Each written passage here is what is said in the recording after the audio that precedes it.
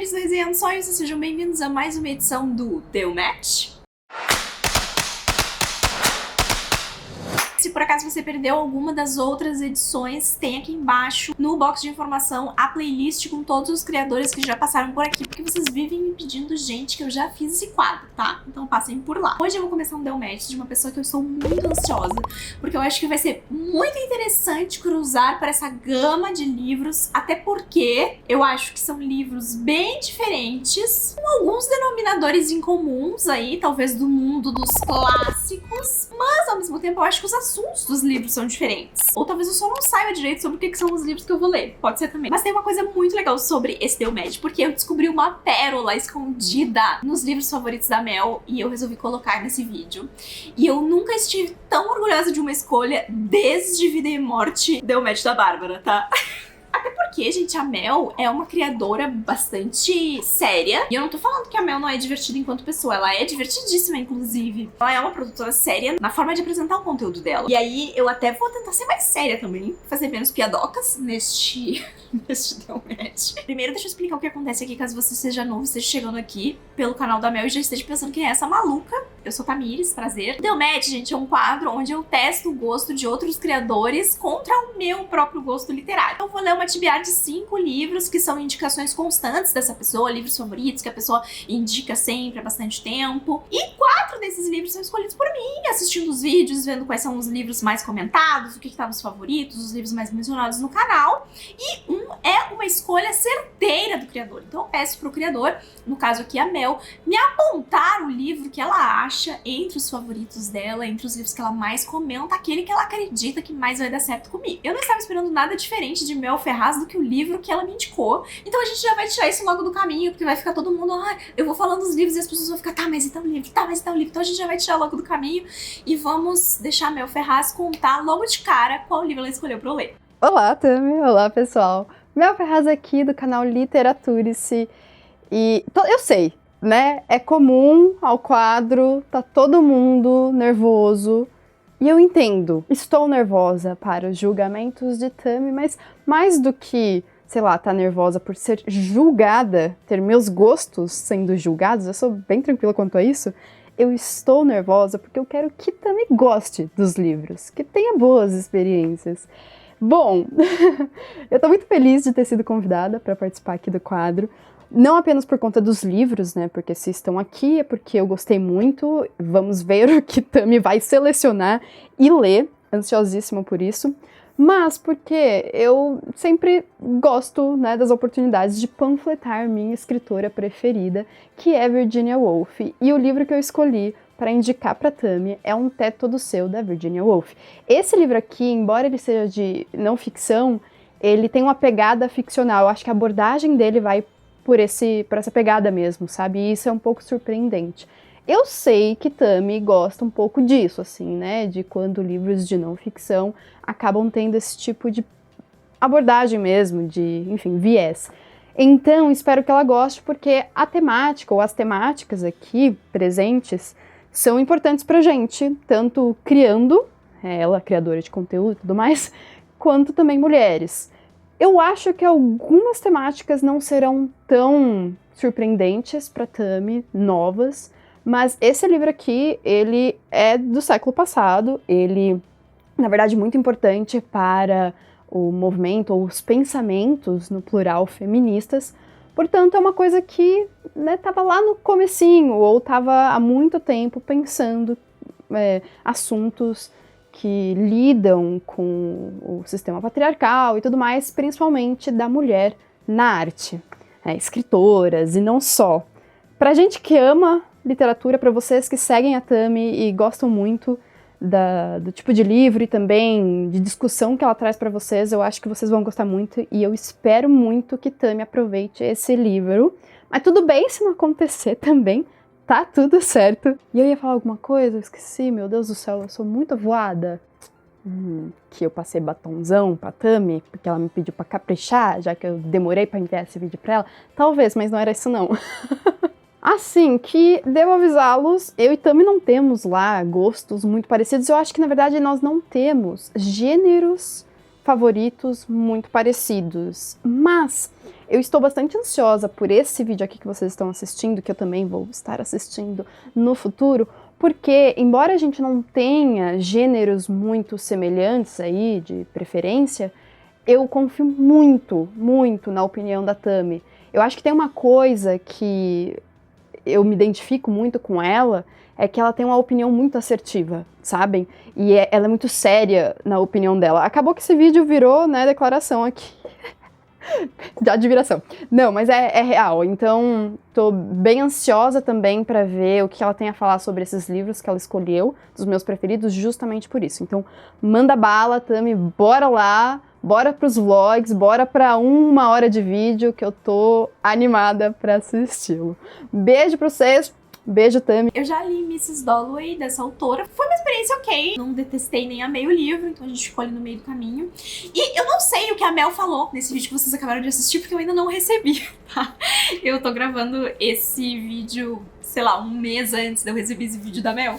Então eu não sei o que ela falou. Não sei como ela explicou esse livro pra vocês. Mas eu não sabia, até muito pouco tempo, que Um Teto Todo Seu era um ensaio. O segundo livro que acompanha essa Tibiara e o primeiro dos 4 que eu escolhi é A Máquina do Tempo, do A.J. Wells. Porque esse é um amor mais recente da Mel, mas esse é um livro que está há muito tempo na minha estante. A única outra coisa desse autor que eu li foi Guerra dos Mundos. Foi uma experiência ok também. Naquele livro, algumas coisas que me incomodaram. Porque é o típico autor, foi uma representação muito típica de um autor homem escrevendo ficção científica na época que ele escrevia. E tipo assim, as mulheres não existiam na história e tal. A premissa ao redor de Guerra dos Mundos é muito interessante, né? De todo o pânico que se criou e tal. Então eu tô curiosa pra ler outras coisas do autor. O próximo livro é um senhor calhamaço, tá? Olha aqui, vamos lá. Eu tinha opções de calhamaço pra escolher, tá? E aí eu escolhi um livro que eu quis ler por muito tempo e depois ele desapareceu da minha mente e eu acho que eu nem tinha me dado por conta que ele era tão grande até eu resolver montar essa TBR e me deparar com A Robustez de A Montanha Mágica, de Thomas Mann. Eu nunca li nada desse autor, mas eu já ouvi maravilhas sobre as reflexões desse livro. Eu acho que não é uma escrita muito fácil, e aí me preocupa um pouco ouvir isso num livro desse tamanho, mas a gente vai tentar. Agora, gente, o 4º livro dessa Tibiara é um deleite, tá? É um deleite, porque eu finalmente vou poder entrar numa discussão. E eu vejo as pessoas debatendo e eu vivo um FOMO infinito nessa discussão. Porque eu nunca li esse livro. Ou se eu li quando eu era jovem, tava no colégio, precisei estudar literatura, ele foi embora da minha cabeça e eu... E eu finalmente vou poder palpitar no grande mistério da literatura, que é: traiu ou não traiu Bentinho? Quero poder ter uma opinião nesse assunto. Então eu vou ler Dom Casmurro. Gente, eu tô muito alegre de fazer essa leitura, vocês não têm ideia. E aí, pra fechar com chave de ouro esse Deu Match, a gente tem a pérola desse Deu Match. Tava eu lá, a Mel, ela fez uma sessão de vídeos muito legal, que eu adorei, inclusive, onde ela foi comentando nos estágios da vida dela, quais tinham sido os livros favoritos dela. E isso foi muito bacana, isso foi muito legal, eu gostei muito. E aí, nesse vídeo, onde ela fala sobre o período jovem dela, e também, se eu não me engano, no Favoritos por Gênero, ela mencionou esse livro, e eu fiquei, gente, eu vou ter que colocar esse livro. Eu tenho que colocar esse livro porque eu jamais imaginei que eu ia encontrar essa indicação no canal da Mel. E eu entendo, gente, aqui, vocês não precisam vir aqui me falar nos comentários, eu entendo que esse é um queridinho da adolescência, tá? Eu entendo, eu tenho meus queridinhos da adolescência também. Mas como a gente tá falando aqui de leituras mais clássicas, mais pesadas, eu escolhi colocar esse livro aqui pra gente quebrar um pouco o clima, mas também porque dá pra ver, por toda vez que a Mel menciona esse livro, quanto ela ainda tem um carinho por ele. Então, eu vou ler pela primeira vez... Que momento? Vocês estão preparados? Vocês estão preparados? Eu vou ler O Diário da Princesa. Não, você estava esperando por essa? Não estava esperando por essa. Eu duvido que você estava esperando por essa. Eu não sei nem se eu vi os filmes do Diário da Princesa, então vai ser toda uma vibes aí, esse livro. Eu não sei, não faço ideia de quantos livros são, eu só vou ler um, tá? Não venham esperando que eu vou ler toda a série, eu vou ler um só. E é isso. Esses 5 livros compõem a tibiar de Mel Ferraz, Senhora Literaturice, neste Deu Match. Lembrando, gente, que no final a gente tem um termômetro de compatibilidade pra saber como a Mel performou aí e em comparação aos outros criadores que já passaram por aqui também, qual a posição que ela vai ficar. Então fica no vídeo até o final. Essa que vos fala está lendo finalmente Dom Casmurro, e o quanto é curioso observar a forma como as pessoas escolhem falar sobre livros e do quanto a forma como as pessoas escolhem falar sobre esses livros mudam completamente a perspectiva das pessoas que ainda não chegaram nesses livros, não leram esses livros. Porque a minha experiência com Dom Casmurro tá sendo assim. Durante tantos anos da minha vida, eu ouvi falar sobre Capitu, Bentinho, Escobar, que eu achei que o livro inteiro era sobre esse drama romântico. Agora que mais ou menos 65% do livro é que começou efetivamente essa conversa na história. Dom Casmurro vai contar a história então do Bentinho, é a narrativa dele, mas começa com ele ainda muito jovem. Ele foi prometido ao sacerdócio pela mãe, mas ele não quer virar padre de forma nenhuma.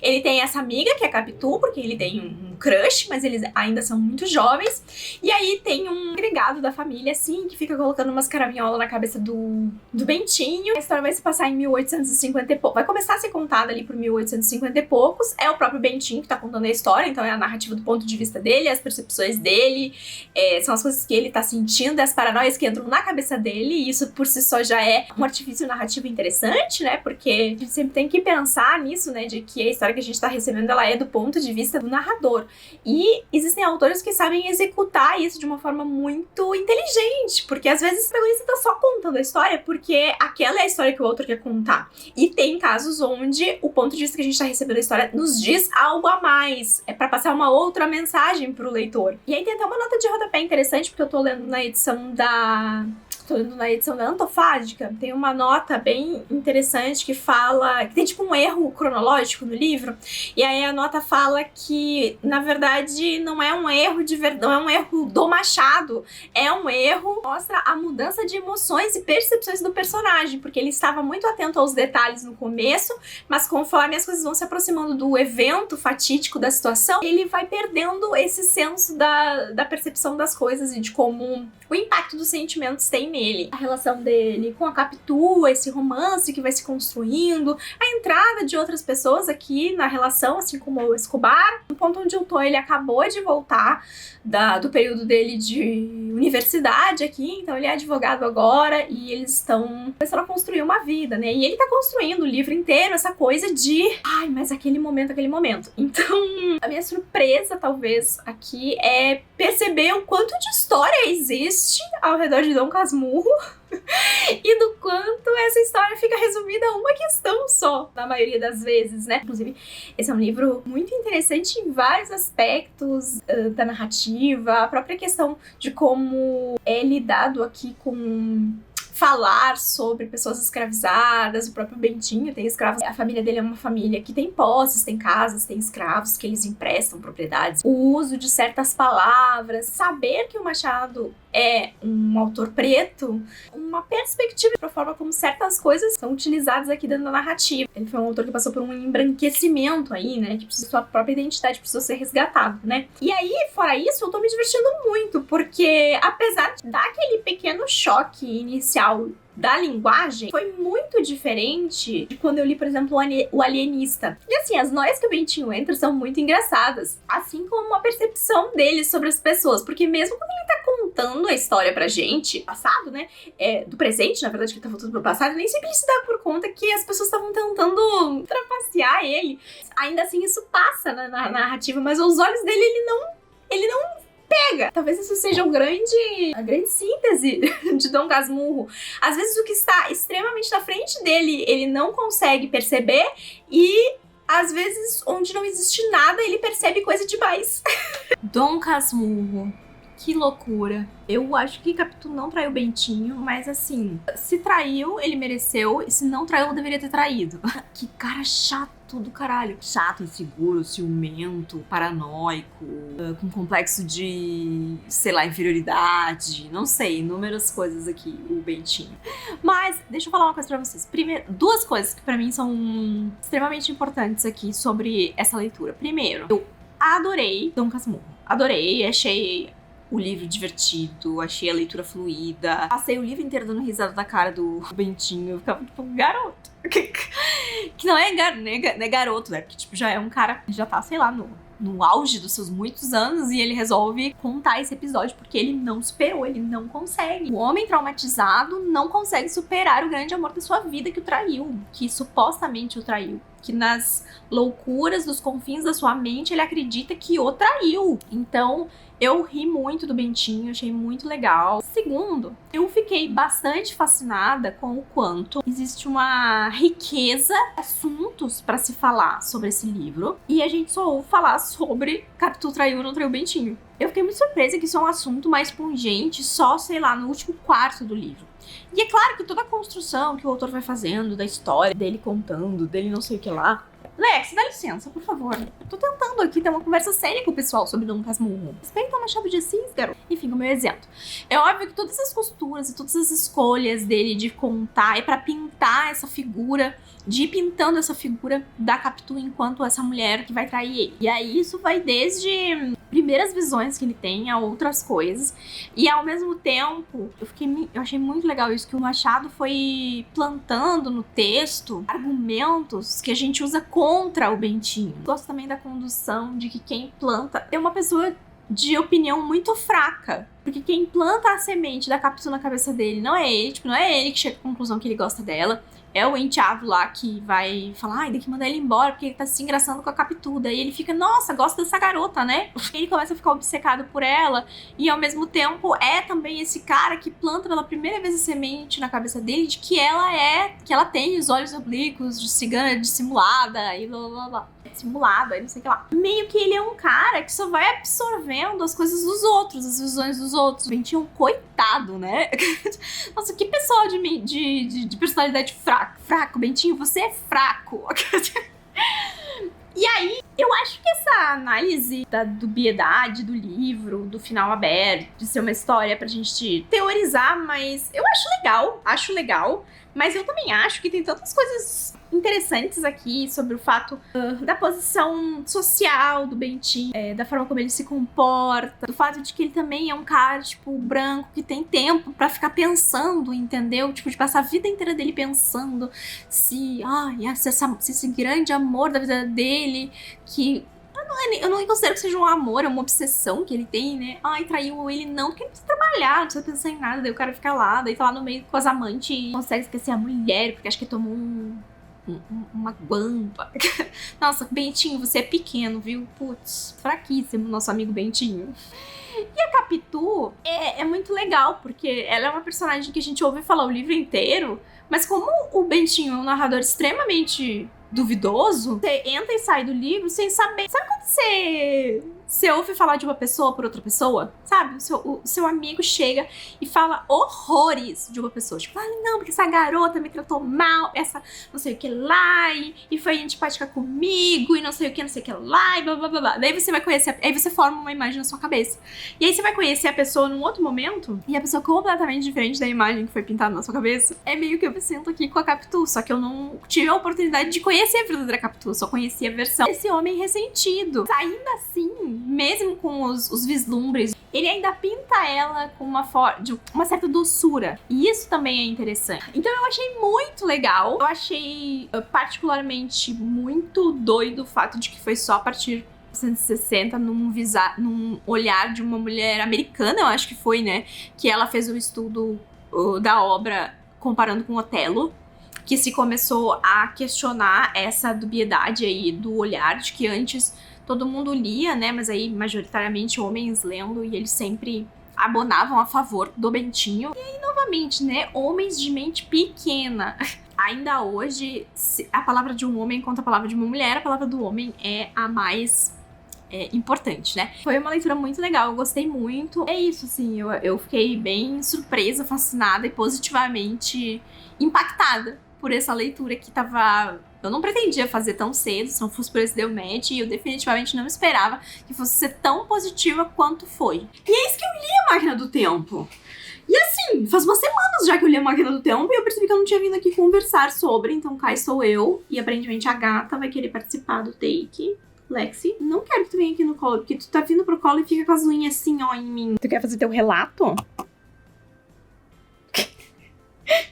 Inclusive, olha o que eu tô usando de tripé. O outro livro que eu tenho que ler. Ai, boceja. Eu tenho aqui na minha estante O Homem Invisível. Aqui, eu ainda quero muito ler esse livro e ver, inclusive, uma adaptação que saiu aí. Não sabia nada sobre esse livro. Eu achei que ia ser sobre a construção de uma máquina do tempo. Esse é o assunto de muitos livros que falam sobre viagem no tempo usando uma máquina do tempo. Aí eu fiquei um tanto quanto surpresa com o que eu encontrei aqui e eu fui dar uma pesquisada. Me pareceu bastante, assim, bem diferente. Sei lá, eu fiquei pensando, será que é na minha cabeça que eu tinha formulado um negócio diferente? Ou é porque eu já li um monte de livro que descobri que o A.J. Wells, ele meio que foi responsável por criar esse conceito de a máquina do tempo. Que antes, quando a gente se falava de máquina do tempo, aliás, quando se falava de viagem do tempo, não se falava sobre o uso de um instrumento físico pra isso. Então ele meio que inventou esse conceito, ou foi o primeiro a trazer esse conceito dentro da literatura, ou um dos primeiros a trazer esse conceito dentro da literatura. E a partir daí a gente teve uma série de replicações desse conceito através dos anos aí, das décadas. Então, muito pelo contrário, a gente não tem nada sobre a construção da máquina do tempo. A gente tem um cara que ele apresenta esse conceito. Precisa, minha filha, ficar no colo o tempo inteiro? Dá oi, então? Vamos dar oi, dá oi. Dá oi pro gatinho do Mel, dá oi. Tá, oi. A Mel tem um gatinho laranja igual o teu irmão. Tem 2 gatinhos, né? Mas um é laranja igual o teu irmão, que tu odeia. Eu pego ela, daí ela se me obedece e decide que ela não quer ficar mais no colo. Então a gente tem esse cara defendendo esse conceito de que ele criou isso e darará. Só que a gente não fica muito tempo nisso. A gente logo vai ver esse cara entrar nessa máquina do tempo e parar num futuro. E é um futuro muito distante. É anos, sei lá, 8.000 e ela vai pedrada, tá? E eu achei curioso porque tem uma introdução onde se fala que é um livro que ele não vai dar explicações. A primeira parte dessa história é onde tem mais coisas e a segunda parte é onde não tem. Eu não sei se eu concordo necessariamente com isso. Eu acho que isso pode dizer respeito ao fato da gente não ter respostas, mas eu considero que a primeira parte é o pré, ele ir lá, e a segunda parte do livro é ele lá interagindo e descobrindo o que ele encontrou. Porque eu não vou contar pra vocês a moral do livro, mas ele vai encontrar uma civilização, ou 2 civilizações, diferente da nossa. Mas é muito diferente, entre muitas aspas, que na verdade são versões nossas se a gente tivesse colocado de lado, talvez, evoluções científicas e tivesse prezado por outros tipos de vieses.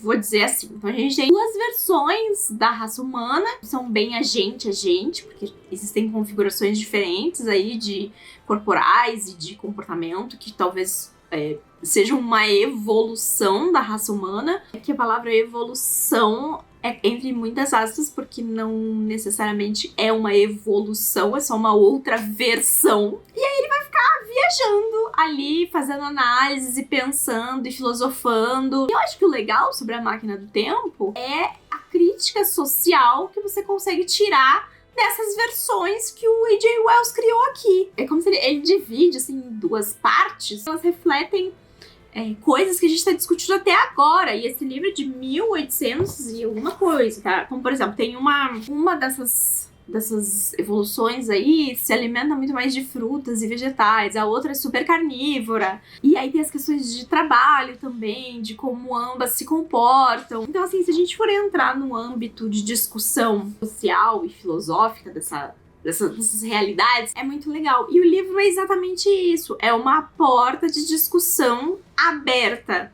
Não é uma... E essa porta, ela não se fecha. Ela fica aberta e o autor, ele não vai concluir. Ele só vai encerrar a jornada do personagem. Então, assim, eu achei legal, mas ao mesmo tempo, eu também acho que eu gostaria de um pouco mais de elaboração desses argumentos. Então, ao mesmo tempo que eu acho legal a porta tá aberta e eu não necessariamente me incomodo com livros de final aberto que não trazem explicações, eu acho que esse era um tema legal demais pra ele ter ficado tão condensado aqui nessas poucas páginas. Esse argumento deveria ter sido um pouco melhor explorado. E aí a gente tem tantos livros sobre viagem no tempo depois, e eu acho que eu não li nenhum que, apesar de eu ler vários que se inspiraram no Artefato ou Máquina do Tempo, eu não sei se eu li algum ia por esse viés. Aí eu tenho a sensação que praticamente todos esses livros vão ser um pouco diferentes do que eu criei expectativa na minha cabeça, mas eu gostaria de uma argumentação mais ampla. Eu acho que foi o primeiro livro do A.J. Wells. Será que tá certo isso que eu tô dizendo? Não sei se eu gostei bastante da leitura, mas eu gosto bastante das perguntas que ficam na minha cabeça pós a leitura. E eu acho que são coisas diferentes. Essa que vos fala começou a ler o Diário da Princesa e está adorando. Gente, eu tô adorando o Diário da Princesa. O que rolou? Tá, a gente vai conhecer aqui uma menina de 14, 15 anos. É 14 anos, eu acho que ela tem, né? Que se chama Mia. E ela vive com a mãe nos Estados Unidos. E ela tem um pai que é de é um pequeno país europeu. E aí o rolê todo é que ela vai descobrir que o pai dela é um príncipe. E que ela é a herdeira dele. Eu tô ouvindo o audiobook em inglês. O audiobook, ele é narrado pela Anne Hathaway, que fez a Mia no filme, eu acredito. Engraçado, porque eu não consigo imaginar a Anne Hathaway já da metade pro final. É muito rapidinho de ler. Acho que não posso falar sobre o Diário da Princesa em 2023 sem falar o quanto esse texto envelheceu mal. Tem de tudo um pouco nesse texto da Meg Cabot. Tem de tudo um pouco. Comentários diversos aqui, que é legal eu tá lendo esse livro logo depois que voltei da Bienal. Minha campanha tocou, tive que sair correndo. Enfim, eu tava num painel na Bienal e assistindo um painel na Bienal e estava participando desse painel a Thalita Rebouças. A Thalita Rebouças tem uma série de livros jovens que foram publicados há um tempão atrás, o Fala Aí Não Sei O Que Lá, Mamãe, Professora, Papai. E esses livros recentemente passaram a ser reeditados para ganhar uma nova edição. E ao reeditados para ganhar uma nova edição, esses livros passaram por leitura sensível, terem alguns apontamentos do que coisas que não eram discutidas ou não eram comentadas enquanto algo ruim, agora são, né? E aí a Thalita falou um pouco sobre isso, né? Do quanto, de forma alguma, ela queria agredir alguém com a obra dela, já que era uma obra exatamente pros jovens. Isso é um rolê interessante da gente prestar atenção, né? Porque tem muita obra antiga que tem vários termos, que fala de várias coisas, que eram coisas que eram comuns na época. E aqui, com o Diário da Princesa, a gente tem muitas dessas falas que hoje envelheceram super mal. Pra ter uma reedição mesmo, teria que partir da Meg Cabot, né? Eu acho que é a autora que tem que dizer, eu gostaria de rever esses livros. Eu acho que ainda tem um público que cativa, sabe? Por exemplo, a minha é meio chatinha, mas eu tô me divertindo bastante com ela. Eu tô tipo, garota. E dando risada. E eu achei legal o rolê dela escrever no diário. Nesse momento, assim, era bem o que eu precisava. Uma leitura rápida, gostosinha, só pra eu ler e, sabe, me distrair enquanto eu arrumo algumas coisas aqui em casa também. Então, gente, eu terminei o Diário da Princesa. Queria dizer pra vocês que a protagonista, ela é meio chatinha às vezes, mas ao mesmo tempo, ok, ela é uma adolescente de 14 anos. Eu achei péssima aquela cena do menino beijando ela meio que à força. Fiquei bem incomodada. Eu acho que eu ficaria incomodada em qualquer situação, mas pela idade dela eu fiquei mais incomodada. Claro que a personagem se sente não gosta e fica chateada e recrimina o garoto, mas acho que não tem ênfase o suficiente, assim. Parece que é meio tipo, ok. Mas ok, faz parte das muitas coisas que esse livro precisaria rever aí pra estar de acordo com as nossas normativas atuais. Eu quero dizer que deixando essas coisas de lado, porque eu não gosto muito de deixar essas coisas de lado, essas coisas normalmente impactam a minha leitura. Mas nesse caso aqui, que é uma obra datada, e quando ela foi escrita, esse tipo de comentário era, entre muitas aspas, normal, eu vou deixar isso de lado. Tirando isso, eu achei o livro divertidíssimo. Eu reforço o que eu falei no primeiro take, eu leria muitos do Diário da Princesa. E pode ser que vocês me vejam fazendo isso no que vem. Sabe quando tá precisando de um livro assim, só pra dar uma espairecida? Eu lembro que quando eu li A Mediadora, e sim, eu já li A Mediadora, e eu me diverti bastante com A Mediadora. E é um tipo de história também que não é muito a minha vibe. É sobre você vestir o capuzinho, mas o que eu quero dizer, puxando o assunto da Mediadora, é que eu me senti muito parecido de quando eu tava lendo A Mediadora. Por motivos de simplicidade e uma fofoca, meio uma treta, meio um negócio que você gostaria de estar acompanhando se você estivesse assistindo, sabe? E eu vou dizer um negócio pra você. Se tem um livro que não tava no meu radar pra ser lido, era o Diário da Princesa. Meu Deus, se algum dia eu ia ler... Não, eu acho que algum dia eu ia ler o Diário da Princesa, mas... Nossa! Eu acho que em nenhum momento da minha vida, nesses últimos quase 10 anos aí de Resenhando Sonhos, eu pensei, nossa, esse talvez seja o ano em que eu vou ler o Diário da Princesa. Eu acho que eu nunca nem falei sobre esse livro no meu canal. Talvez quando eu tava lendo A Mediadora, eu pensei, eu acho que não. Eu acho que era tão... parecia um tipo de livro tão fora da minha zona que eu acho que eu nunca nem mencionei o Diário da Princesa. Se você é um escritor antigo e tem uma memória de eu falar no Diário da Princesa, você, por favor, me corrija. Mel, muito obrigada por ser um favorito aí da sua juventude e ter oportunizado essa leitura, porque eu vou me divertir lendo os outros Diários da Princesa, mesmo que não seja nesse vlog, assim, porque esse vai ser um Delmatch que vai ter uma eu me arrependi amargamente de ter colocado a Montanha Mágica nesse Delmatch, vou dizer pra vocês, me arrependi. Eu olho pra aquele livro e me dá um... Então eu acho que vai ser um balanço interessante pegar a Montanha Mágica agora, que eu acho que eu vou ter que pensar lendo a Montanha Mágica. E eu definitivamente não precisei pensar muito lendo o Diário da Princesa. Lá na tela, o Diário da Princesa, aqui, taça de vinho. E vou assistir este filme aqui para contemplarmos este Delmatch. Bora ver a Anne Hathaway se passando por uma garotinha. Ai, ai. Sobre o Diário da Princesa, o filme. Eu acredito que eu tenha assistido sim esse filme em algum outro momento. Tiveram algumas coisas que cantaram na minha cabeça. Eu acho que eles mudaram várias coisas. Eu acho que o filme é mais soft em questões que no livro são mais problemáticas, assim, como, por exemplo, o rolê do beijo, ela revidar e outras questões. Porém, também acho que tem coisas que o livro faz melhor, como, por exemplo, a relação dela com o irmão da melhor amiga, a própria personalidade dela. Eu achei que no livro a personalidade dela fica sólida desde o começo, e no filme parece que ela começa de um jeito, no meio tá do outro, e no final tá completamente diferente. Parece que é 3 pessoas diferentes. Eu gostei também que eles fizeram a avó mais soft e menos traiçoeira, né, no filme. Eu acho que isso ajuda ela também. E assim, tem umas cenas esquisitas, e eu acho que algumas relações são, tipo assim, eu não gostei da melhor amiga dela. Eu gosto da melhor amiga dela no livro, tipo, nossa, não é a melhor amiga que a gente já viu por aí, mas não é a pior amiga. E no filme parece que ela não é uma boa amiga de forma geral, assim. Então eu achei que piorou a amiga, melhorou a avó. Eu senti que a mãe teve ainda menos impacto no filme do que teve no livro, mas de forma geral eu gostei. Eu acho que tinha considerações pra ajustar, e eu acho que a minha principal consideração é a personalidade dela. O filme entrega um resultado menos questionável que o livro, assim. Então, gostei de ter assistido, achei bonitinho. Eu tava tipo, nossa, tava muito preocupada em ver a Anne Hathaway tão novinha, assim. Mas funcionou, sim. Então, foi bom ter assistido. Vou começar a minha leitura de Um Teto Todo Seu. Vi essa edição aqui quando ela foi anunciada, né? Todo mundo elogiou que ela era muito bonita, mas que não tinha muito a ver com o texto em si, as ilustrações. Então, vou ver, porque, como eu falei, eu não sei muito bem o que esperar. Eu sei que é um ensaio sobre ela enquanto escritora, falando da dificuldade no cenário de ser mulher e na época, e do ter espaço, ter um canto só seu para construir isso. Eu já li algumas críticas a respeito desse texto, no sentido de ser um relato muito... como é que eu vou dizer assim? Desconsidera os fatores externos, sabe? Mas isso é o que eu ouvi falar. Não tô dizendo que eu concordo com essa visão, porque eu ainda não li o livro, tá? É o que eu vou fazer agora. Mas é o pouco que eu sei sobre Um Teto Todo Seu. Então eu vou começar, eu vou ler na edição da Autofágica, que é a edição que eu tenho. Não parece ser um livro, um texto muito que vai me demandar muito tempo, mas eu não sei, assim, quando eu li Mrs. Dalloway, eu fiquei um tempo com a Virginia.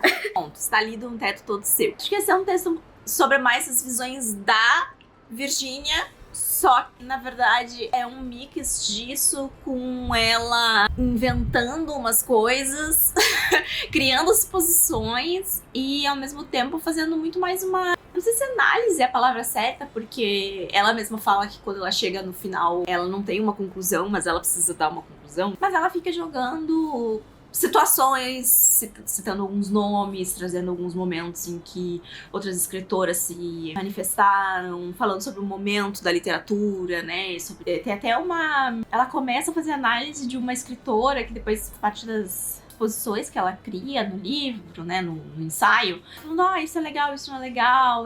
Não tava esperando que aquele comentário sobre relações, literatura que mencionasse relação entre duas mulheres surgisse. Faz muitas referências, e ela faz muitas referências a coisas que eu não consigo, nesse caso específico, eu não consigo pegar. Então, tem várias notas de rodapé para várias dessas situações. E aí foi legal ir consultando.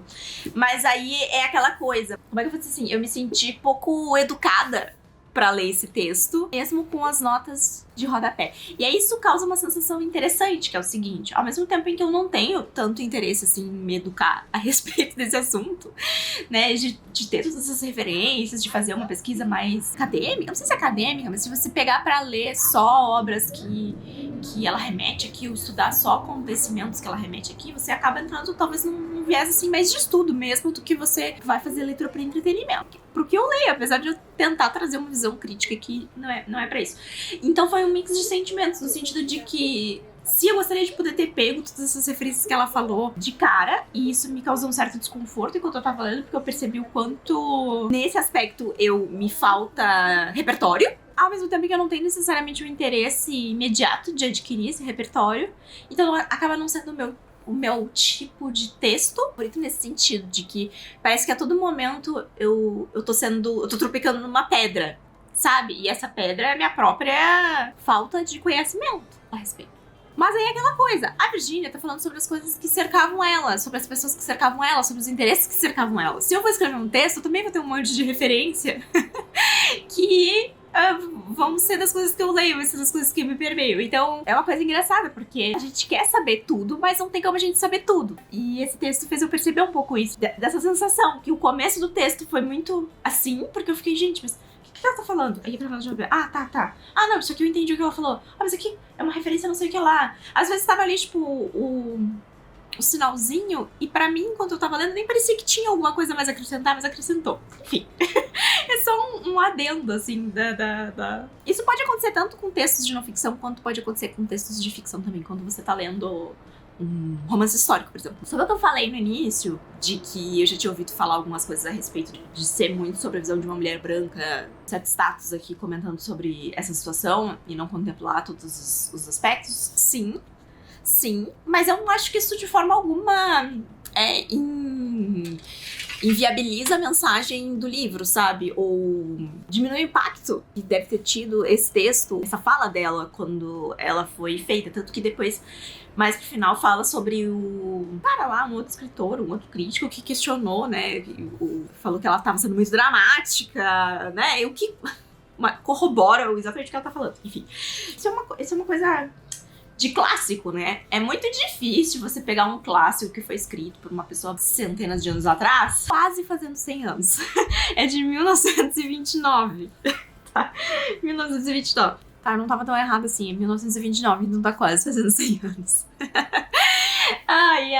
É muito difícil você pegar um clássico escrito, né, por uma pessoa branca, cis, hétero, escrito há 100 anos atrás, e esse clássico contemplar todas as discussões que a gente tá tendo hoje. E aí, pra essa situação, eu considero 2 fatores. O primeiro, se mesmo não endereçando essa visão mais plural da situação, o autor foi preconceituoso de alguma forma, se ele manifestou algum preconceito, e se ao manifestar esse preconceito ele estava refletindo algo da época, ou ele só estava efetivamente com a cabecinha dentro do buraco e não estava pensando muito ao seu redor, ou se efetivamente a pessoa tá transparecendo ali ter algum tipo de preconceito mesmo, né? E 2, como a edição que vai publicar o texto nos dias atuais vai trabalhar isso.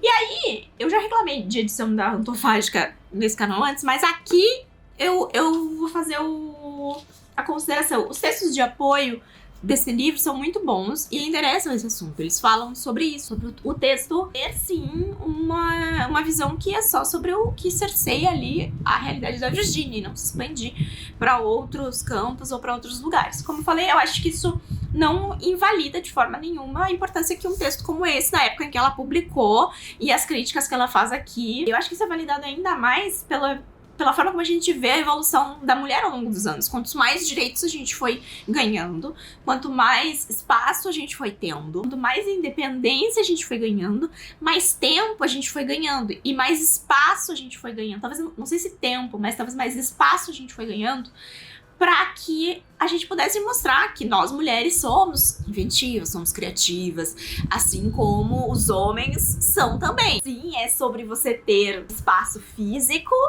né, um teto todo seu para você construir, é pra você ter dinheiro para fazer aquilo, mas é também sobre muitos outros aspectos sociais, né? É a mulher não ter que cuidar de todas as coisas do lar, é a mulher conseguir ter tempo livre, é ter reconhecimento para publicar, ter espaço para publicar em outros aspectos que não só o seu espaço pessoal, mas também o espaço do mercado, né? E essas coisas a gente pode ver o crescimento exponencial do número de autoras mulheres e do quanto hoje muitas mulheres vivem de literatura, ganhando muito mais do que a quantia que a Virgínia falou que era preciso.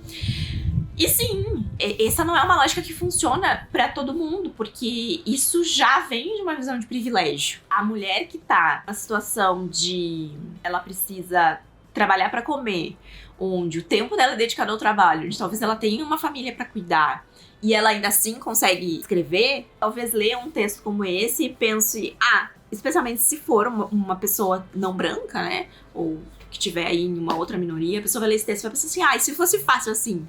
Né? Porque eu estou aqui tentando, eu talvez já tenha publicado uma coisa, eu talvez, né? Mas não é tão fácil assim, não é só ter espaço ou vezes dinheiro, né? Porque o dinheiro, eu acho que a gente tem muitos autores que vivem aqui, mas no Brasil eu acho que a maioria dos autores, a grande maioria, e assim, muito maioria, sei lá, 90% dos autores que a gente vê publicado, não vive da sua literatura, vive da sua literatura e mais de um outro emprego, vive da sua literatura e mais não sei o que lá. Então, existe buscar esse dinheiro pra ter esse dinheiro pra poder sentar e escrever, sabe? Não é tipo, não, toma aqui esse dinheiro, né? Porque acho que isso nunca vai acontecer, né? Essa realidade a gente nunca vai ter. Mas enfim, eu achei bem interessante o texto. E eu, casualmente, estou lendo... Não tem nada a ver com esse vídeo, mas eu tô lendo esse livro aqui, esse quadrinho aqui que a Seguinte me enviou, que é A Queda do Patriarcado, Combate ao Machismo através dos Séculos. E obviamente é um quadrinho, né? Então, saiu pela Seguinte, né? Então ele é pra um público jovem. Então ele vai fazer uma contextualização do olhar machista sobre as mulheres e do patriarcado. Eu terminei de ler ainda, tá? Gente, eu tô na metade. Eu nem tinha começado a ler ainda Um Teto Todo Seu. E aí, talvez o que mais tenha me pegado é que o quadrinho compartilha algumas frases, assim, ó, de homens, que homens falaram sobre as mulheres. Todos os grandes nomes dos filósofos, né, sobre, tipo, Aristóteles, Sófocles, Pitágoras, há outros nomes que são conhecidos por outras coisas, que foram médicos, que foram o Sigmund Freud, o Charles Darwin. Tem uns que a gente sabe, né, que Nietzsche, esses nomes que a gente, por mais que a gente não saiba, talvez se você não estuda especificamente algum campo que pegue esses caras, a gente conhece o nome deles por aí, né? E é tudo uns caras que de alguma forma impactaram a sociedade com as suas visões e eram todos uns cuzão. Inclusive menciona a Virgínia nesse quadrinho aqui, que tem uma hora que mostra tem umas é como se fossem várias mulheres reunidas, alguma delas tem frases e, por exemplo, tem aqui uma da Malala, que fala: não podemos prosperar enquanto metade das pessoas fica pra trás. Dizemos as meninas podem ser ambiciosas, mas não muito. Podem almejar sucesso, mas não muito. Senão vão ameaçar os homens, né? Que é uma fala da Chimamanda. E aí aqui embaixo tem a Virgínia, ó. Então ela é listada aqui enquanto uma dessas mulheres que falou, que advocou na busca desse direito das mulheres. Sim, muito centrado as vivências dela, mas ainda assim buscou essa melhora. E aí, assim, eu acho que dos momentos em que ela fala, a hora que ela tá falando do jantar com as outras mulheres, do fato de um bom jantar repercutir numa boa conversa, ou das pequenas situações geradas em volta daqueles dias em que ela esteve ali pra escrever esse ensaio. Mostra que ela era uma mulher que prestava muita atenção ao seu redor, e isso dá pra ver da forma como ela descreve as coisas. Muito inventiva na mente dela, pra ela poder, né, traçar essas coisas. E ao mesmo tempo, quando eu terminei de ler Mrs. Dalloway, eu não saí com essa visão de que a a Virginia era uma mulher inventiva. Eu não sei onde é que eu quero chegar com isso, mas eu saí com uma outra visão da autora desse livro, assim. Então eu gostei dessa leitura, fico feliz de ter feito ela, fico feliz que deu certo a indicação da Mel também. Acho que teriam vários aspectos aqui que daria pra comentar, assim como daria pra comentar sobre esse quadrinho, né, que vão dessa questão histórica e dessa crise que ela tá falando de tempo aqui e do que aconteceu, mas acho que já falei sobre outras coisas, e aí, se você quer esses aspectos mais técnicos, daí vai no canal da Mel, que eu tenho certeza que ela tem conteúdo lá a dar e vender a respeito desse assunto. Tá? Eu vou começar o próximo livro, tá? Que eu acho que é o último. Em que ordem? Eu não sei se eu coloquei, se eu tô lendo na ordem que eu vou colocar no vídeo. Aquelas. Mas eu vou começar o último livro que me falta ler, que é A Montanha Mágica. 840 e poucas páginas. Ai, ela é bacana, viu? Bacana! Bacana! Eu espero muito que essa leitura seja boa, pessoa. Eu vou remar nisso aqui.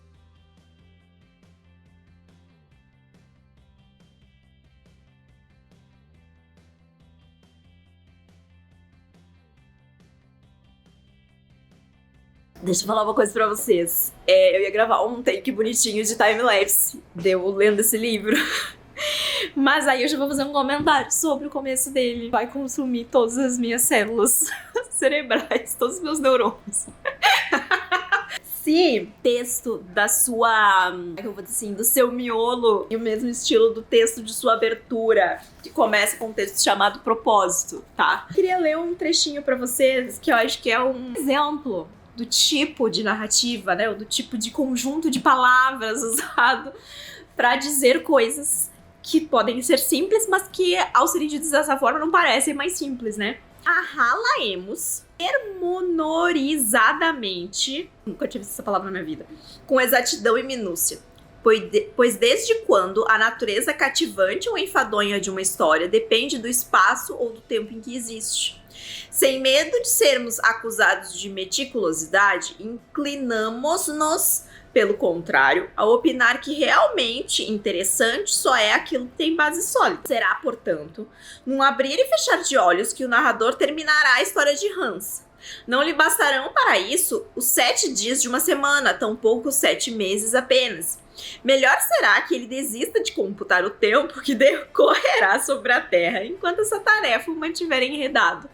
De certo, não chegará, Deus me livre, a 7 anos. Dito isso, comecemos. Vai contar a história dele, que é uma história que precisa ser contada não por causa do Hans, mas pela história em si. Lex, dá licença. Mas aí ressalta que é passado, porque se a história é passado, se a história já aconteceu. E fala sobre essa coisa de a história ser antiga, a história ser densa, a história ser volumosa, e por ser uma longa história, aí tá justificando que vai ser uma longa história, então vai te tomar tempo, mas não só pelo menos essa interpretação que eu fiz, não só pelo quão longa a história é, mas também pelo quanto essa história vai permear meus pensamentos. Pelo menos essa foi a interpretação que eu fiz. Aí vamos lá então, e aí ele fala que não vão bastar 7 dias. Então, um pouco 7 meses, mas que ele espera que não demore 7 anos. Eu também espero que não demore 7 anos. Na verdade, eu espero que não demore nem 7 dias. 30% de Montanha Mágica. Página... Na verdade, 261 é a página que eu tô. Esses são capítulos que eles começam e se terminam na mesma página, assim. Então, uma vibe. O que eu vou falar sobre esse livro pra vocês? Primeiramente, não sei se vocês conseguem perceber, mas eu estou um pouco cansada. Montanha Mágica, em algumas palavras. Eu acho que o livro é intrigante, reflexivo, engraçado, mas bastante cansativo. E aí, cada vez mais, como é que é? Propósito faz sentido. Porque falava sobre descrever as coisas minuciosamente. E realmente é isso que tá acontecendo. Então, assim, o que aconteceu até agora? Eu descobri pequenos lampejos da vida anterior desse personagem, pregressa, da família dele, da relação dele com o avô. Ele é meio bobalhão, assim, pra algumas coisas, mas também é esperto pra outras. Ele é engenheiro, é inteligente, mas ele não é esperto. São 2 qualidades diferentes. E aí ele vai... Ai, meu Deus do céu. Ele vai num... Primeiro que eu acho curioso esse conceito de um sanatório pra tuberculosos. Porque esse termo Ainda existem sanatórios, mas é meio que também um hospital. Só que não é um hospital, mas é tipo um hospital, porque tá tratando pessoas doentes. Mas aí o nosso protagonista, ele não tá indo nem porque ele tá com algum problema físico, nem mental. Ele tá indo passar férias e visitar o primo, que tá lá. Tudo bem? Ou pelo menos é isso que foi apresentado até agora. Porque assim, eu não sei nada sobre o Thomas Mann. Então, de repente, o Thomas Mann, ele escreve suspense e eu não tô ligada. A gente tem aí uma série de livros onde a gente tem personagens internados em instituições. E e estão acontecendo coisas. E esses personagens, eles não estão lá pelos motivos que eles acharam que eles estavam. Um exemplo foi um outro livro aí que eu li para um outro Delmet, que é o da Ilha do Medo, que o meu aspirador chegou, então vai ficar aí um certo ruído no fundo. Mas eu não acho que seja o caso do Thomas Mann, porque diz que esse livro é um romance de formação. A gente não possa ter romances de formação caminhando por diversos gêneros. Vocês estão entendendo o que eu tô dizendo, né? É tipo um drama. Enfim, tá? Porque muitas coisas aqui são suspeitas, como, por exemplo, esse contexto, o fato de os médicos já preverem que ele vai... Preverem é ótimo. Deixas de que ele vai ficar doente, essa coisa de ficar medir. Porque parece um esquema, sabe? Tipo, ai, tá, a pessoa veio aqui passar férias. Sei lá que conceito é esse. Vou passar férias num sanatório de tuberculosos. Ou será que a sinopse é um spoiler? Mas ele sabia que ele tava indo lá por causa do primo dele que tava meio doente. É que pra mim o conceito de você passar férias num sanatório de tuberculosos, ele é um pouco, né? Então eu fico tentando achar uma pegadinha. E aí toda a conversa ao redor disso é suspeita. Seja porque os médicos sabem que ele é doente e só estão esperando ele se dar por conta disso. E aí tem o rolê de que ele vai passar 3 semanas, mas todo mundo fica falando pra ele que 3 semanas, que o tempo lá passa diferente, que 3 semanas é como se fossem 3 dias e blá blá blá blá. Ou é porque tem um esquema aqui desses médicos de meio prenderem as pessoas lá porque eles dizem para as pessoas medir a temperatura quantas vezes por dia. Você tá numa vibes onde todo mundo ao seu redor tá doente. E aí você começa primeiro que quando você sabe que todo mundo ao seu redor tá doente, qualquer coisinha que você sente, você já acha que você tá doente também. E aí é só a gente voltar aí pra época causa do Covid, quando você, sei lá, te dava uma dor de cabeça e você fala, meu Deus, será que eu tô... A gente vai criando essas coisas na nossa cabeça. Você tá nesse ambiente, você fica suscetível a ter esses pensamentos. E aí, esses médicos ainda incitam ele a ficar medindo a temperatura. E ele demora um tempão a ele concordar, ele realmente só... E desde que ele chega lá, ele fala que ele tá se sentindo mais acalorado, assim, de que a temperatura do corpo dele tá diferente. Ele fala sobre essa sensação do tempo, que é uma sensação concebida pela repetição, tem horário, os dias são muito parecidos, e como os dias são muito iguais uns aos outros, você vai perdendo a noção de quantos dias você tá passando lá, né? E é isso que causa também essa parte dessa sensação. Mas essa coisa de medir a temperatura, quando você já tá num ambiente impressionável, e aí você começa a medir a sua temperatura de tempos em tempos. Ele tá medindo 36.5, 36.6 ou 37.6. Mas é uma coisa assim. E aí ele fica, nossa, mas agora estou 37.7 ou 36.7. Agora baixou e é 36 ou 37.65. E aí começa a entrar na cabeça dele. E aí ele vai, não, preciso me consultar com o médico. E eu tô nessa fase. Ele também tem um crush aqui, que é uma mulher que ele fica observando. Contou uma história muito idiota de quando ele era jovem, sobre um cara. Realmente ele é meio carente. Ele tem a companhia do primo dele ali, que incita umas coisas, outras não. Não tem, tipo assim, nossa, excelentes conversas entre os dois, retratadas no livro. As partes onde ele devaneia, ele tá devaneando na cabeça dele, e aí ele tá pensando sobre as coisas, e aí ele puxa coisas do passado.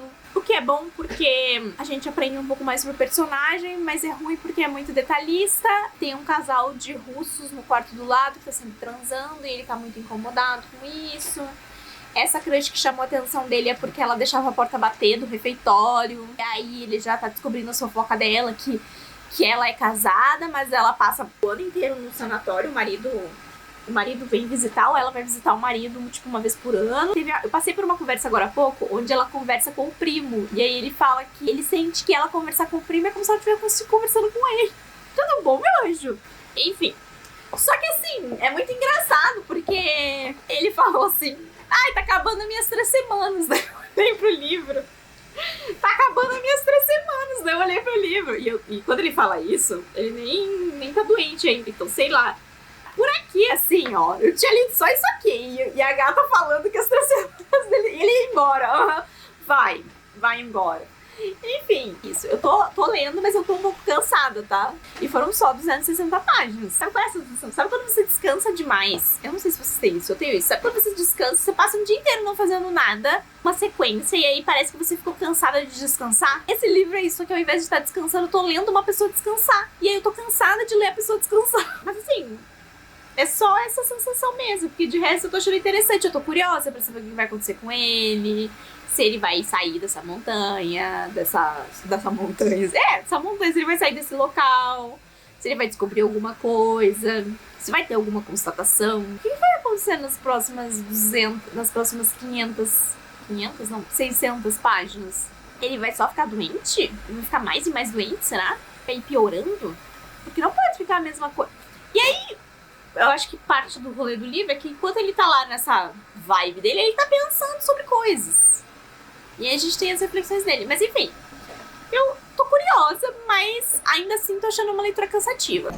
Eu queria deixar registrado aqui que instantes antes de eu entrar pro show do The Weeknd, eu terminei a Montanha Mágica. Já contei toda a história pro Léo. Falta só o gosto fácil agora. Ai, eu subi essa montanha, meu Deus do céu. Livro, hein, galera? Que livro. Gostei de A Montanha Mágica? Gostei. Não é a melhor leitura que eu fiz na minha vida? Não. Uma leitura fácil? Eu acho...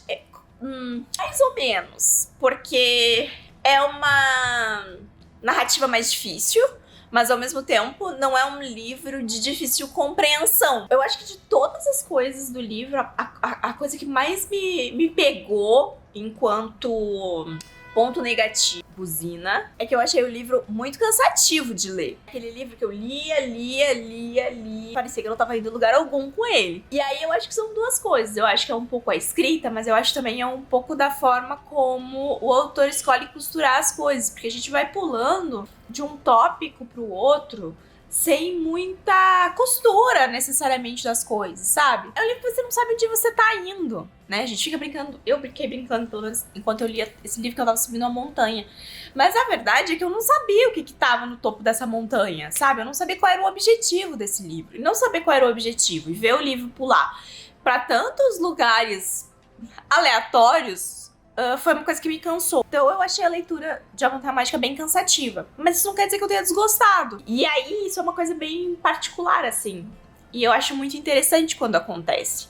Quando a experiência com o livro, ela não é 100% positiva, mas eu tenho certeza que A Montanha Mágica é um livro que vai ficar comigo por um bom tempo. Porque eu tive a oportunidade ao longo dessa... Eu acho que eu fiquei uns 7 dias lendo esse livro, que é engraçado, do começo, que fala, como é que é? Não serão necessários somente 7 dias, mas tomara que não 7 meses. Não sei o que lá. Eu tive a oportunidade de contar a história desse livro pra várias pessoas. Porque eu entrei em várias conversas diferentes e as pessoas me perguntavam, o que você tá lendo? Eu falava, tô lendo A Montanha Mágica. Daí as pessoas, por que você tá lendo A Montanha Mágica? Daí eu falei, por causa do The Match da Mel. Aí as pessoas, você tá gostando? Daí eu ficava tipo... mais ou menos. Aí a pessoa olhava pra mim e falava, eu nunca vou ler esse livro, me conta o que é esse livro. E aí eu começava a contar. E aí eu contei pra várias pessoas. Pra 2 pessoas, contei até o final da Montanha Mágica. Porque as pessoas falaram, o que aconteceu no final desse rolê? Conforme eu ia falando, ia gerando curiosidade. Mas não uma curiosidade, sabe? Que a pessoa olha pra esse livro de 900 páginas e fala, nossa, tô doida pra ler esse livro. Mas uma curiosidade de tipo, onde é que isso vai dar? Essa história doida vai dar? Era nesse sentido, assim. E aí, assim, eu achei o final muito pertinente. É um final triste, mas é um final que eu acho que não tinha outro jeito de acabar do que o jeito que acabou. Então eu gostei do final. Eu gosto também de muitas das conversas que são tidas ao longo do livro. Eu acho que é muito legal você olhar pro contexto em que essas conversas estão sendo tidas, né? Desses homens que estão ali, nesse local, nessa bolha de tempo, e que estão fazendo essas reflexões que são muito parciais na maioria das vezes e que refletindo sobre coisas que são extremamente alheias a eles. Às vezes coisas que eles nunca pararam pra pensar, às vezes coisas que eles pensam muito equivocadamente, mas que eles estão ali debatendo como se eles fossem mudar o mundo, falando sobre coisas que eles não conhecem, que eles nunca viram. E o nosso protagonista, que ao mesmo tempo é um personagem meio bobo, mas que também põe em algumas situações assim de falar, não, isso eu quero fazer, isso eu não quero fazer, mas que ao mesmo tempo tem uma certa, não sei se é bobo, acho que ele tem uma certa ingenuidade, assim, de forma geral. Então ele vai costurando essas coisas, o romance que se cria aqui na história também. Então eu achei as discussões do livro muito interessantes, mas não porque eu acho que elas sejam todas 100% válidas ou justas, mas porque é interessante ver essas discussões acontecendo do ponto de vista dessas pessoas que estão ali nessa bolha. E eu acho que isso faz a gente pensar. Tem uma em particular que eu achei muito legal, que eles estão conversando sobre educação, né, sobre o ai, nossa, não consigo falar essa palavra. Analfabetismo e do impacto que isso tem na sociedade e no desenvolvimento das pessoas, né, e na escola, do como a escola é falha, que às vezes é ensinado, né, o que as pessoas precisam aprender. Tem umas discussões que são muito legais. Ao mesmo tempo, dali a pouco a gente tá fazendo uma invocação de espírito. Tem invocação de espírito em A Montanha Mágica. Caso você não sabia disso, tem invocação de espírito em A Montanha Mágica. Então, assim, você fica... Não, tem uma parte que pra mim foi o ápice. Essa parte eu fiz assim, ó. Eu li o livro todo, tá? Mas essa parte eu fiz assim, ó. Eu já tinha lido uma página, tá? Já tinha lido uma página sobre aquele assunto. Daí eu virei a página e eu vi que ele seguia falando sobre o assunto. Daí eu fiz assim, meu Deus, que horas que ele vai acabar esse assunto? Nossa, ele seguiu falando sobre o assunto. Ele falando sobre esse assunto. Aqui ele parou de falar sobre esse assunto. Ele começou a divulgar sobre o espermatozoide. Quero ler 3 páginas sobre o espermatozoide. Que vaga que eu sei o que, porque tem uma parte que eles ficam doidos por causa do raio-x. Eles é ótimo. O Hans, fica doido por causa do raio-x. Bom, ele guarda o raio-x da mulher que ele gosta, porque ele é como se fosse um retrato, uma parte dela. Ele tem uma parte de dentro dela com ele. Ai, meu Deus, que brega. E aí eu queria dizer uma coisa pra vocês. Eu gostei de ler Montanha Mágica, acho que foi muito legal. A parte de A Montanha Mágica, eu tenho um novo fascínio. E esse fascínio se chama Thomas Mann. Depois que essa leitura termina, tem um pós-fácil. Leia o pós-fácil, porque o pós-fácil é muito interessante. Vai falar sobre o tradutor, descobri que o tradutor veio da Alemanha e morreu em Porto Alegre, que é onde eu moro. Vai falar sobre a família do Thomas Mann e o fato de que o Thomas Mann tem conexões com o Brasil, porque a mãe dele nasceu no Brasil. Nada disso eu sabia, até porque mal sabia quem era Thomas Mann. E aí, dito isso, na conversa que eu tava tendo com uma dessas pessoas das quais contei a história Porque, como vocês viram, eu terminei de ler esse livro no show do The Weeknd. Eu tava na fila do show do The Weeknd. E aí aquela fila anda bem devagarinho, né? Você fica parada na fila pra entrar, né? E aí tava eu, assim. Obviamente eu não tava com essa edição, né, gente? Que eu também não sou doida de levar isso aqui pro show. Eu tava lendo. E aí eu tava literalmente andando e lendo. Porque aquela filinha... E essa fila deu muitas voltas, a fila. Muitas voltas. Acho que demorou, sei lá, 1 hora pra entrar. Nessa 1 hora eu tava lendo meu Thomas Mann tranquilamente. Aí entrei e fui ler o pós-fácil enquanto esperava, antes de começar os shows de abertura. Essa viagem eu tava com uma amiga minha e ela foi uma das pessoas das quais contei sobre A Montanha Mágica. E aí a gente voltou do show e ela tava desesperada. Me conta o final, eu preciso saber como é que termina. Aí eu contei pra ela. Daí a gente ficou até 2 e pouco da manhã pesquisando sobre a vida do Thomas Mann. Juro pra vocês. Cheguei do show, era pra eu estar cansada. Fiquei pesquisando sobre a vida. O pós-fácil fala sobre ele ter um olhar mais delicado, por assim dizer, ou mais atento. Não sei, não é nenhuma dessas palavras, tá? Mas é mais nesse sentido, sobre algumas dessas visões, sobre minorias e sobre pessoas pobres e tal. E eles atrelam isso também, a conexão dele com o Brasil. Aí a gente foi pesquisar sobre ele, que é esse homem aqui bem alemão. E aí descobri que o Thomas Mann tem várias questões, inclusive, sobre a sexualidade dele. E eu agora, mais do que nunca, preciso ler um livro chamado A Morte em Veneza. Porque aparentemente esse livro, A Morte em Veneza, vai retratar a relação ou a fascinação de um homem por um garoto. E muitas pessoas da época, estudiosos, eu não fui atrás pra confirmar se tinha sido confirmado pelo Thomas Mann, mas acho que ele não confirmou.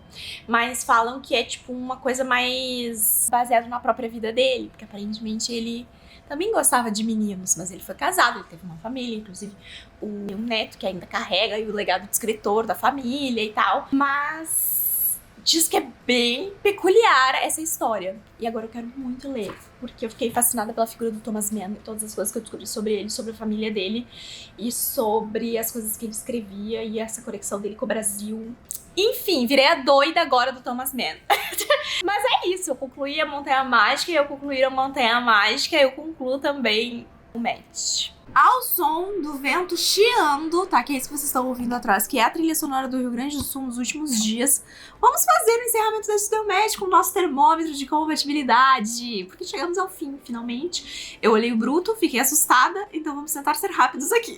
Caso essa seja a sua primeira vez aqui no Deu Match, a gente tem um termômetro de compatibilidade, onde eu atribuo uma nota de 0 a 2 para cada uma das leituras e a gente chega a uma nota que vai de 0 a 10 no final do vídeo, que posiciona a Mel aí no nosso ranking de compatibilidade. Foi meio difícil fazer as notas, porque não teve nenhum livro que me desagradou muito. Eu tive relações diferentes com livros, assim. Foi um pouco difícil montar essa métrica, mas acho que cheguei a um resultado aqui que passe um pouco das minhas sensações com essas leituras. Então vamos lá. Para o primeiro livro lido neste vlog e também o que eu mais gostei de todas as leituras, que foi Dom Casmurro, eu vou atribuir 1.8. Não tinha planos de fazer essa leitura e eu fui esperando uma coisa... Eu não sei se eu sabia direito o que eu iria esperando dessa leitura, mas com certeza o que a leitura me trouxe foi muito diferente. Foi super divertido, eu gostei muito da vibe do livro e de todas as coisas que eu aprendi e refleti com essa leitura, seja no sentido de ter aprendido durante a leitura, como o que eu fui pesquisar e descobrir sobre essa história, de como existem inúmeros estudos e inúmeras formas como essa história é usada pra gerar discussões e pra gerar questionamentos, enfim. Então foi uma leitura muito bacana. Pra Máquina do Tempo eu vou dar 1.6. Essa foi uma leitura que eu tava esperando um pouquinho mais dela. É aquele tipo de leitura onde eu considero que o conceito e o marco dela me causou um impacto maior do que necessário. Saber o que essa história significou no momento em que ela foi publicada e o que ela repercutiu através da literatura ao longo dos anos, da literatura de ficção científica principalmente, isso teve um impacto aqui nessa nota, mas a minha experiência de forma geral com a história, eu não diria que foi, tipo, um livro excepcional pra mim. Eu gostaria de um pouco mais de desenvolvimento em alguns lugares onde isso não aconteceu, assim. E é um livro curto também, então alguns diálogos ficam pela metade. 2 pesos e 2 medidas. Um pouco da nota pela minha interação e um pouco da nota pelo fator que eu considero aqui que talvez seja de maior importância nesse caso, que é o fato da contribuição desse livro pra literatura de ficção científica que veio depois.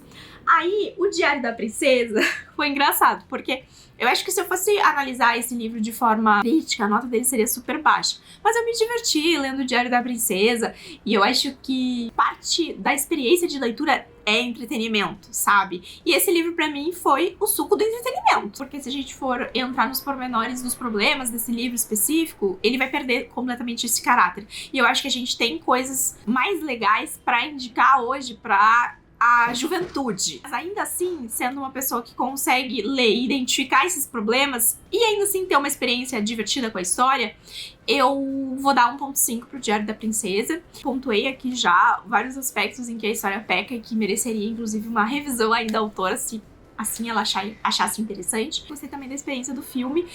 Eu vi que tem outros filmes, eu não sei quantos tem, não sei se tem um pra cada livro, mas eu vi que pelo menos mais um tem, então...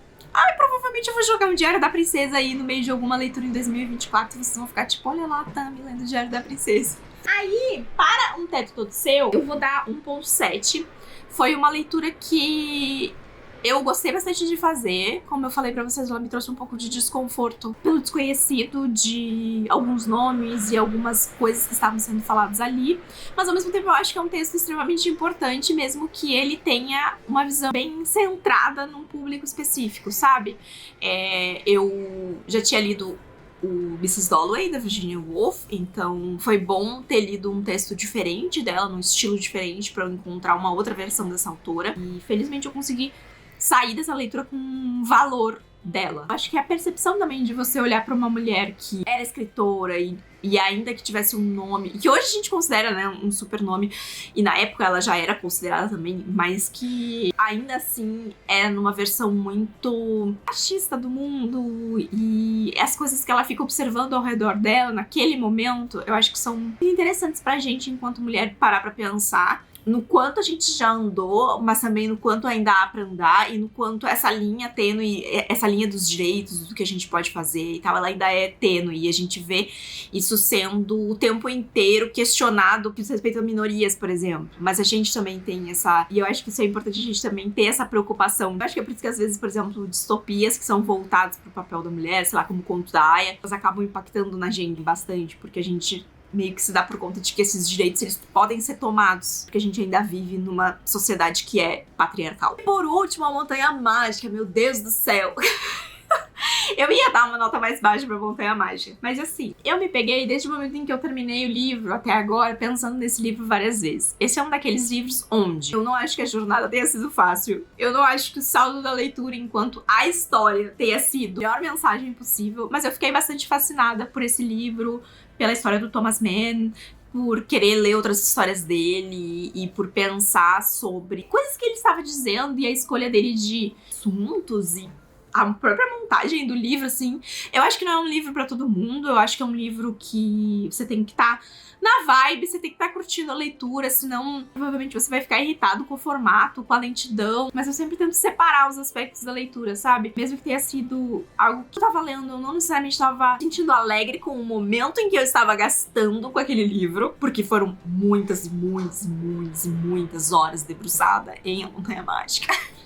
Eu demorei pra subir essa montanha. Ainda assim, o que esse livro deixou, e foi muito além da história, porque eu acho que as coisas externas que eu descobri e pensei e fui atrás pra entender melhor Montanha Mágica e esse autor, que era uma novidade pra mim, elas acabaram também tendo um peso diferente. E aí a gente vai fazer um paralelo aqui com A Máquina do Tempo, mas eu gostei mais da leitura de A Montanha Mágica talvez, por o livro ser grande. E aí tem muito mais coisas pra gente refletir, e porque mesmo que as conversas não necessariamente sejam aprofundadas, ainda assim é muito engraçado você ver essas figuras aqui da elite dessa sociedade discutindo coisas que não tem nada a ver com eles, em teoria, porque dizem respeito às vezes a minorias ou às pessoas mais pobres e tal, e eles acharem que eles têm assim um grande teor de contribuição pra dar, quando na verdade eles não estão falando nada com nada. E aí o livro fica engraçado pra umas coisas, aí às vezes ele tá ridículo pra outras, às vezes você fica, garoto, o que você tá fazendo aqui? Então é um livro de etapas, de sensações, foi legal, e vou dar 1.7 também pra essa leitura de Montanha Mágica. E aí, se tudo deu certo com a minha calculadora, a gente chegou a 8.3 novamente. Esse é o terceiro 8.3 do Deu Match. A gente tá encantado aí. E aí, no momento, a Mel divide essa posição com a Drica do Redatora de Merda e o Paulo Hatz do Livraria em Casa, tá? Então eu tenho 3 pessoas na posição 3, todos com a mesma nota. Gente, eu preciso de uma pessoa que desbanque esse terceiro lugar aqui. Depois as notas mais altas do Deu Match são 8.7 e 8.8, se eu não me engano. Tive que dar uma coladinha lá no meu monitor. Mas é isso. Foi um salto super positivo. Eu gostei de forma geral de todas as leituras que eu fiz, umas mais que outras, mas eu não saí daqui com nenhuma indignação, o que é show. Mel, muito obrigada por ter aceitado fazer parte desse quadro. Eu fiz a Mel de cobaia esse ano, porque ela apareceu num outro vídeo aqui também, onde eu falei sobre LCs. Coitado, não me aguenta mais. Obrigada também por ter me adicionado aos contatos, amiga. Eu falando com a Mel, e a Mel simplesmente sem aparecer a foto, o que mostra que eu não estava adicionado aos contatos. Daí ela veio me dizer que ela não adiciona ninguém aos contatos. E eu fico, mas como é que você sabe que é a pessoa que tá falando com você? Enfim, amiga, obrigada por ter me adicionado ao ilustre hall de pessoas que estão adicionadas nos seus contatos, tá? Eu agradeço.